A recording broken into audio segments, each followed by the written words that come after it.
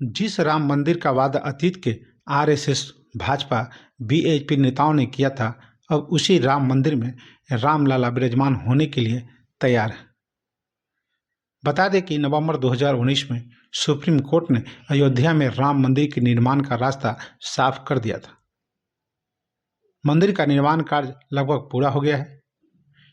अब साल 2024 में 22 जनवरी को रामलला राम मंदिर विराजेंगे। इसके लिए सारी तैयारियां पूरी कर ली गई है। रामलला के प्राण प्रतिष्ठा कार्यक्रम में प्रधानमंत्री मोदी मुख्य यजमान होंगे। देश विदेश के प्रमुख व्यक्तियों को निमंत्रण भेजा गया है। देश भर के लोग अपने सामर्थ्य के अनुसार कुछ न कुछ रामलला के लिए अयोध्या भेज रहे हैं। इन दिनों अयोध्या के साथ साथ पूरे देश में उल्लास का माहौल है, लेकिन राम मंदिर का मुद्दा इतना आसान भी नहीं था। यह एक ऐसा मुद्दा है जो 1980 के दशक के दौरान आरएसएस, भाजपा के एजेंडे में शीर्ष पर था। कई दशक के बाद अयोध्या राम मंदिर का सपना साकार होने जा रहा है। अब अयोध्या गुलजार होने जा रहा है।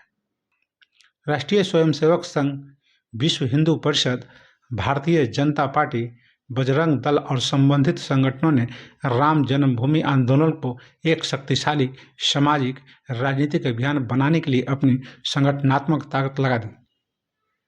इस आंदोलन के कई ऐसे हीरो रहे जिसे समय के साथ या तो भुला दिया गया या वो खुद ही गुमनाम हो गए। तो आइए जानते हैं इन्हीं हीरो के बारे में, वो 10 कौन थे।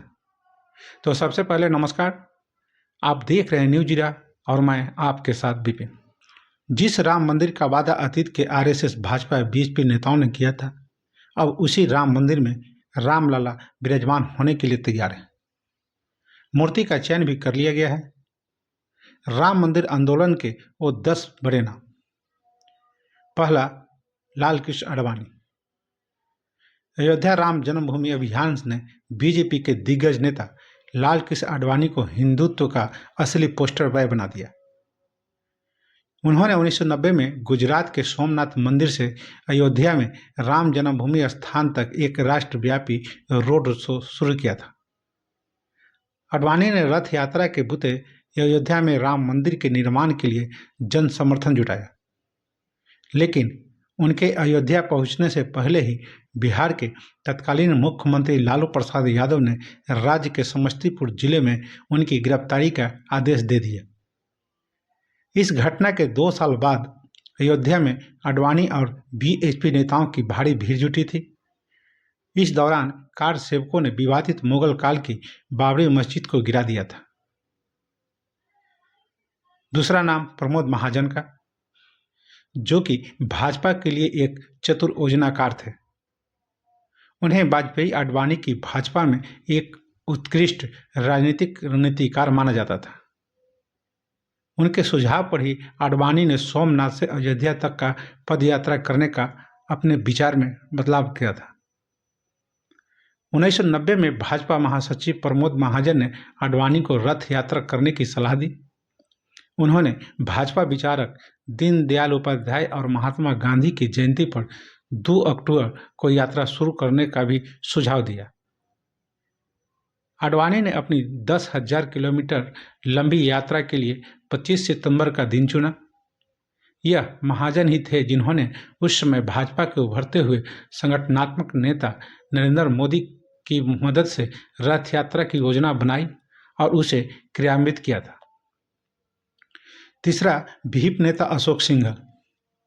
इन पर राम जन्मभूमि अभियान के लिए न समर्थन जुटाने में संसाधन की जिम्मेवारी दी गई थी। कहा जाता है कि उन्होंने अपना धन, बल सब लगा दिया था। कहा यह भी जाता है कि वो राम मंदिर आंदोलन के मुख्य वास्तुकार थे।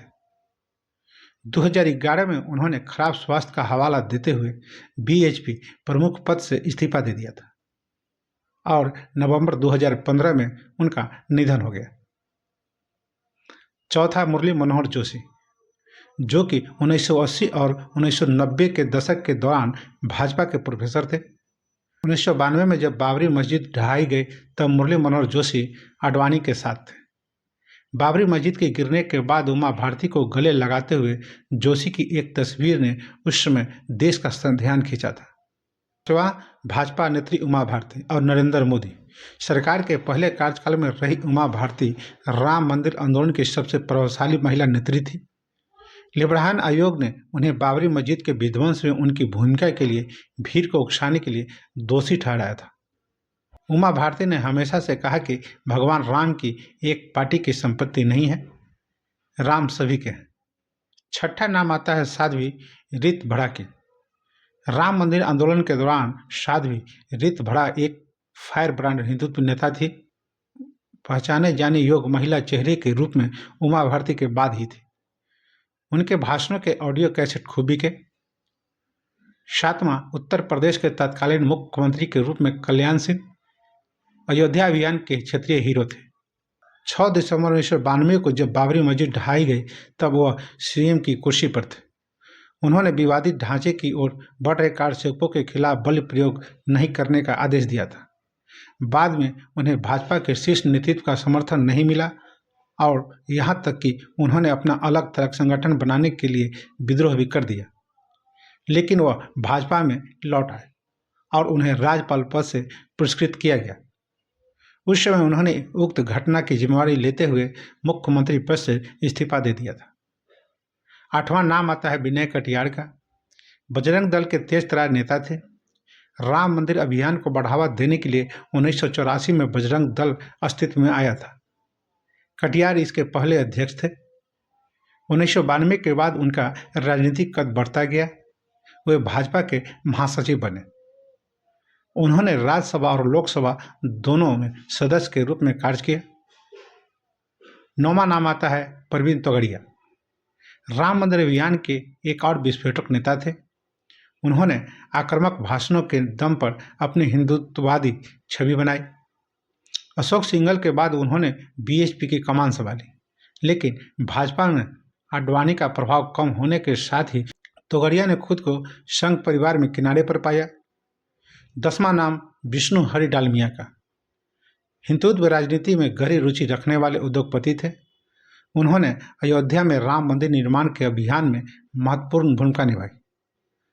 उन्होंने भीप में विभिन्न पदों पर कार्य किया। वह बाबरी मस्जिद विध्वंस मामले में सह अभियुक्तों में से एक थे। जनवरी 2019 में 91 साल की आयु में उनकी दिल्ली स्थित घर पर उनका निधन हो गया। तो बस अभी के लिए इतना ही। तो हमें आज्ञा दीजिए। नमस्कार।